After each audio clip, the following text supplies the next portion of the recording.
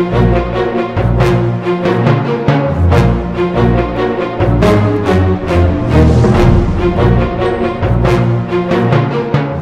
up, it's your boy Roy Jones Jr. Right now you're checking out Lineal Boxing TV with Bertie. Don't miss it, the man is fantastic. He even takes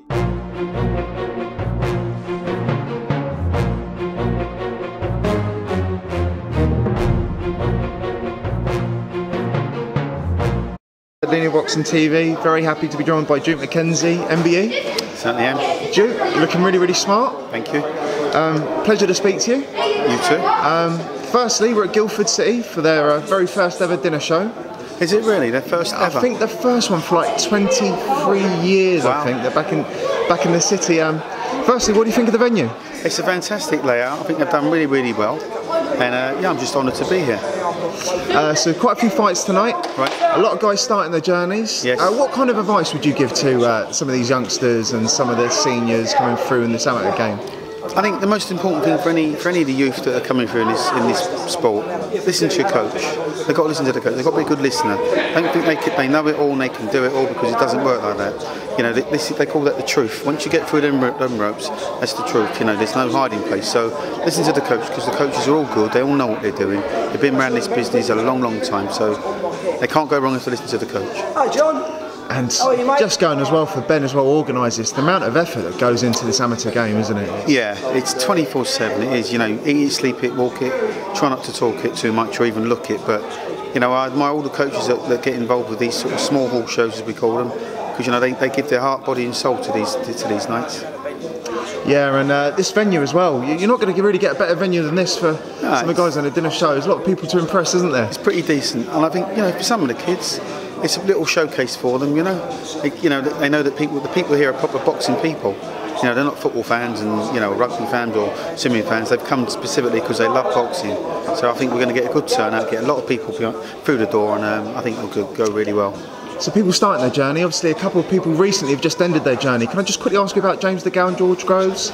Sure, I think that was probably a classic case of one guy on the way up, another guy on the way down, taking nothing away from Eubank.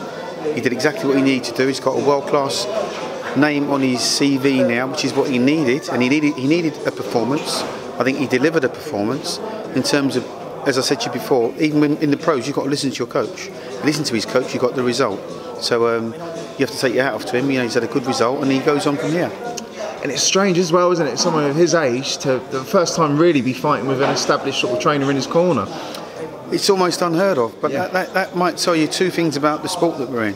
You know, the fact that he's got so far without a coach. You know, you can either pat him on the back and say well done, or you can say, well, if he had a coach earlier, he would have been having more success. Where would he have been? Yeah, absolutely. He'd been looking even more impressive than he already has than his last fight. Really interesting to see where he goes now. Some big fights at middleweight. He's not really a truly super middleweight, is he? So I don't think he could make middleweight if he tried. That's just my opinion. I think he's much suited. The reason he can fight at such a frenetic pace is because he doesn't have any weight-making difficulties. Eats what he wants, drinks what he wants. He's strong at a super middleweight. I think if he went back down to middleweight, he wouldn't be as effective as what he is now. I think you're seeing the best of Eubank now physically, because he's able to do what he wants. Yeah. Any particular fights you're looking forward to coming up? Yeah, I'm looking forward to Daniel Jacobs and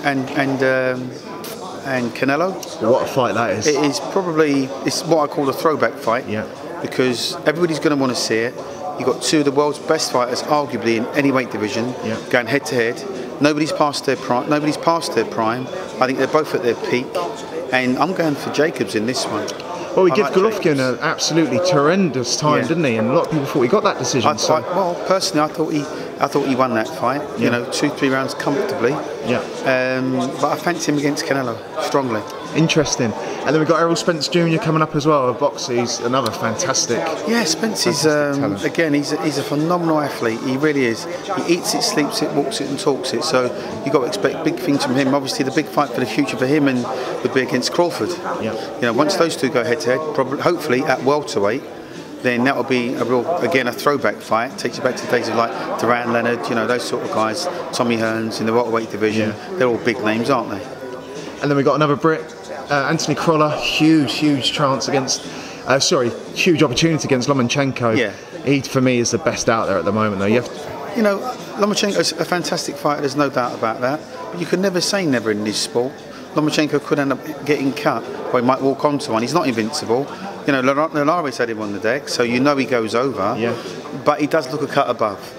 At the end of the day, though, you put gloves on, you've always got a chance, haven't you? Yeah, as I said, Cordo's not a fool. He's been around the block and some. This is his pension money. This is his retirement money. It's stacked against him. Let's get it right. Yeah. He's arguably fighting pound for pound, certainly one of the top 3 fighters in the world at any weight division. You know, Lomachenko appears to be able to do just about everything. Box, fight. He's like a ghost sometimes. Yeah. You just can't catch him with anything, can you? And very, very lastly, the heavyweight scene. How do you think that's going to sort of play out this year? Because they're all signed to different networks now, and the waters have got muddied a little bit again. Yeah, as you just said, the waters are very muddied. I don't know if we're going to see Joshua against Tyson Fury. I don't know if we see, Wilder against Fury in a rematch. It just seems they seem to be at 6s and 7s. They don't know where they're going with it all. I think ultimately it would be great to have just one undisputed champion in the heavyweight division. Whether we get that or not is a massive. It's a big ask. It's going to be interesting, though, an interesting journey, isn't it? Yeah, yeah, I think so. I like Joshua. I think Joshua stands for everything that's good about the sport. Yeah. And I think he'll be the last man standing, arguably, at the end of it. Yeah. Anything last things you want to add at all? Yeah, I'm a little bit disappointed with the football results today. Arsenal and Tottenham. Arsenal were, they played so well. They just hit Tottenham to down the counter every time, and Tottenham didn't know what the hell they were doing. They got a lucky penalty, and even though Aubameyang missed the penalty, which I think they should have left Lacazette on. And I think if Lacazette would have been left on the pitch, he would have banged it in and we would have won 2-1. So I'm devastated because I'm a Palace fan. I thought you were Palace. Well, no, back in the day, but there's a lot of rivalry in my house. My wife, her whole family are Tottenham. Yeah. I'm the only Arsenal. So when it all kicks off, it gets a little bit untidy. Are you a little bit worried now about Tottenham? This brand new stadium? No, I hope it all comes crashing in. I'm an Arsenal fan. I want you listen. I think Arsenal get the top 4 this year. I really do. I think Unai Emery is a fantastic manager. He's a great man manager. I think that's why the team are playing so well. Consistency's got its place, and I think the cream always rises to the top. So I expect Arsenal to get a top 4 and win the Europa League this season. It's a shame you're letting Ramsey go as well, because he looked real. I cannot understand that. I cannot. You know what? If I had anything to do with it, I'd pay Aaron Ramsey whatever he wanted. Yeah, I really would. I'd pay him whatever he wanted. He, for me, outside of Aubameyang and Lacazette, I think the whole squad's pretty good. But Ramsey, he holds that squad together. He is the backbone of the Arsenal right now, and to let him go is ridiculous. How would you fancy snapping up Wilfried Zaha? I'd take Zaha in a heartbeat. Yeah. What a player he is. Well, listen, Zaha is fearless as a striker, and he doesn't dive. Well, I mean, listen, he goes over once or twice, but he's not one of them strikers that just fall on the ground the minute somebody runs past him. No, Zaha's got a massive future, isn't he? Let's get it right. Yeah. But he's very loyal to Crystal Palace. Yeah, the fans love him. Yeah, everybody loves Zaha, and I'm an Arsenal fan, but I love Zaha. As a player, I just think he's fantastic. I hope he stays at the Palace, to be honest with you. I think that's where his heart is. Yeah. Lovely chatting to you. Free weight world champ. Appreciate that. You're as good as a guy commentating as well. Oh, the one that looks like Denzel Washington, you mean? Listen, it's my pleasure. Lovely. Thanks very much. Well, have a really good night tonight, and be really good to chat to you later. Cheers, champ.